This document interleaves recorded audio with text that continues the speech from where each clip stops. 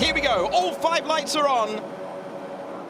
Lights out, and we go racing for the 3rd time this year on an all-Mercedes front row. We are underway in Austria, and it is a good getaway for Jarno Opmeer. He covers across both his teammate and his rival, Freddie Rasmussen, in the background. Everyone off the road because turn 1 track limits always seem to be optional around this racetrack, whether the real thing or whether in F1 Esports. The top 3 are as they were. They're not trying in the background, though. They are giving it everything as they break down. Marcel Kiefer was risking one to the inside, and he managed to take 6th place initially, but the top 4 as they were: Opmeer, Moreno, Rasmussen and Borremund. Moved to the late inside. on the brakes, too late on the brakes. That was optimistic, and it's contact with Barry Borremund to allow Lucas Blakely back through.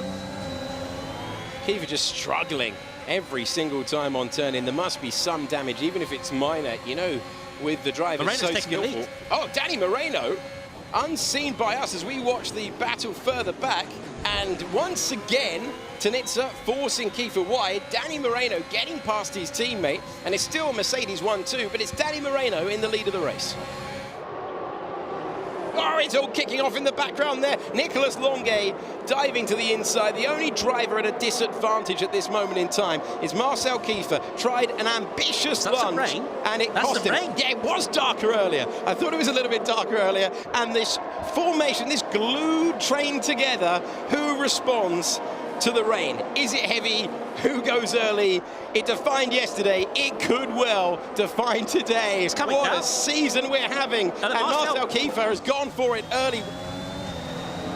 Well, here we go then. Lucas Blakely, Alvaro Caraton also coming in as well. Brendan Lee. They have gone early and gambles to find who won yesterday. Intermediate tyres. Well, they're in fashion at the moment, aren't they, in Formula One? We saw it in Turkey back on Sunday, and now we're seeing it in F1 Esports.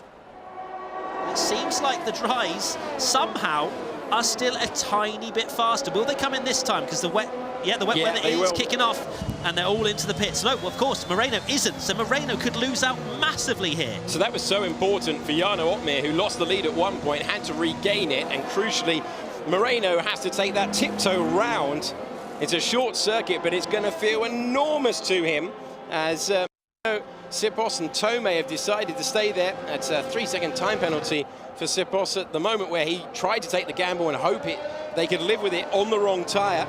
And out of the pits comes Jarno Opmeer. Where is Lucas Blakely?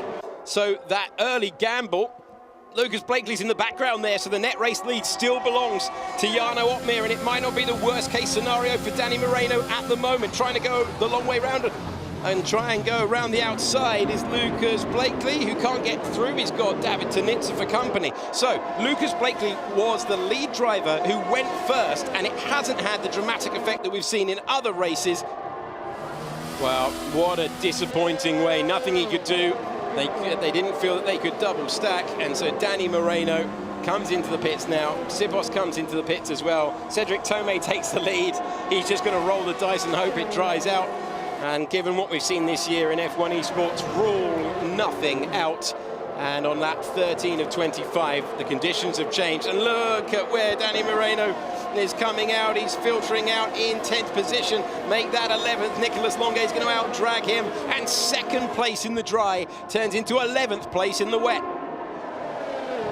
Gets pole position, works well with his teammate Danny Moreno. Unfortunately, he lost out, did Moreno, but Jarno Opmeer is going to extend and go into the championship lead, as well as take that team standings higher up. He is still the driver to beat in F1 Esports for the 2nd race in a row. Jarno Opmeer sees the checkered flag first and wins in Austria. Freddie Rasmussen is back on the podium. Barry Borremund takes McLaren up there.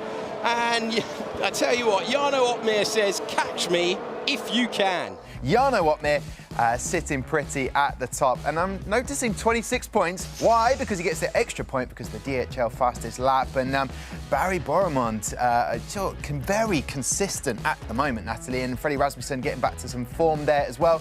What does it do for the Drivers' Championship? Well, as you can see, he's got a smile on his face for a very good reason, because he's on 63 points. That's Jarno Opmeer. Lucas Blakely, 49 points. That is incredibly good for him, and he's still in the mix. And Barry Borremund, well done to him in 3rd place.